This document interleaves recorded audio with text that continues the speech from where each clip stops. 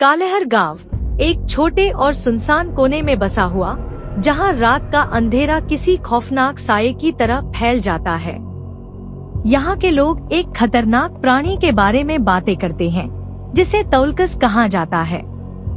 यह दानव, जो रात के अंधेरे में सक्रिय होता है, न केवल डराता है बल्कि अपने शिकार को भी मार डालता है। यह कहानी उन बहादुर युवाओं की है जिन्होंने तौलकस की दहशत का सामना करने का साहस किया। कालेहर गांव के चारों ओर घने जंगल हैं। जब भी रात होती, गांव का वातावरण अजीब हो जाता। अंधेरे में सब कुछ सन्नाटे में लिपटा होता और बस कुछ दूर पर जंगली जानवरों की आवाजें सुनाई देती। गांव के बुजुर्गों का कहना था, जो भी रात में बाहर निकलता है वह कभी लौटकर नहीं आता। छोटे बच्चे डर से अपने माँ बाप की गोद में छिप जाते।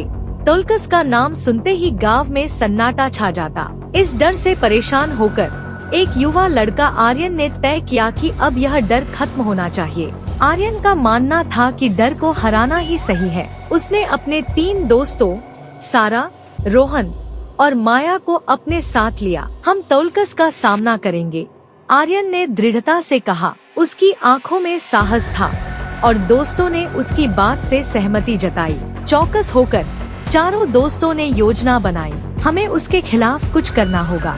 सारा ने सुझाव दिया कि वे जंगल में तौलकस को ढूंढें। आर्यन ने समझाया, तौलकस केवल अंधेरे में शक्तिशाली होता है। अगर हम उसे धूप में लाने में सफल हो गए तो उसकी ताकत कमजोर हो जाएगी। उन्होंने जाल बिछाने और एक बड़ा प्रकाश यंत्र बनाने का निर्णय लिया। जैसे ही रात गहराई, आर्यन और उसके दोस्त जंगल में गए। उन्होंने टॉर्च और कुछ और आवश्यक चीजें साथ ली। जंगल में घुसते ही उन्हें अजीब आवाजें सुनाई दी, घास की खड़खड़ाहट और चूहों की चीखें।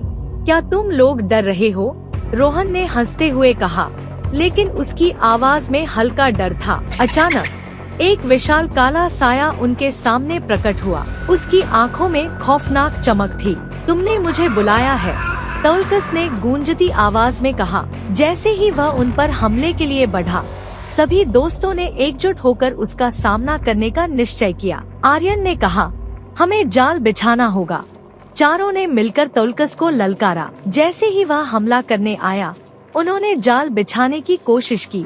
अब आर्यन चिल्लाया, लेकिन तौलकस ने अपनी तेज गति से बच निकलने का प्रयास किया। आर्यन ने अपने प्रकाश यंत्र को सक्रिय किया। अचानक तेज रोशनी ने जंगल को रोशन कर दिया। तौलकस ने चिल्लाते हुए कहा, तुमने मेरी शक्ति छीन ली। जब प्रकाश उसके पास आया तो उसने कमजोर होने की कोशिश की, लेकिन जाल में फंस चुका था। आर्यन और उसके दोस्तों ने तौलकस को धूप में लाने की कोशिश की। जैसे ही तौलकस की शक्तियाँ कमजोर होने लगी, उसने एक भयानक चीख मारी। तुम मुझे नहीं रोक सकते, वह चिल्लाया। लेकिन अंततः तौलकस ने हार मान ली और अंधेरे में गायब हो गया। गांव में अब तौलकस की दहशत समाप्त हो गई थी। सभी लोग आर्यन और उसके दोस्तों की बहादुरी की प्रशंसा करने लगे। कालेहर गांव अब सुरक्षित हो चुका था। गांव के बच्चे अब डर के बिना बाहर खेल सकते थे और बुजुर्गों ने आर्यन और उसके दोस्तों को नायक मान लिया।